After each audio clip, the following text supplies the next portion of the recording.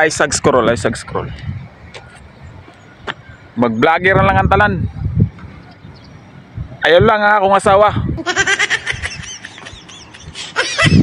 Sa lugar content dyan na. Ipos mga tanag. Dugay taga uli. Magsugod na ba taga kuyawan na ni? Murag ba kuyawan na kita ni kung mag-vlogger itong asawa ba? Kaya kung makahapit na sa itong barkada mag-inom ta. Wala na, piti-piti na itong newsfeed. Ingnon da yung tang, mas mahal pa ang barkada kaysa pamilya. Naunsa na. Kuyaw-kuyawa na kita ni mga bana. Kung mag-vlogger itong asawa. Kay ipos kita permintian eh. Wag, gawa na gineklara ni. Ayaw na pag-vlogger. Pag-suporta na lang.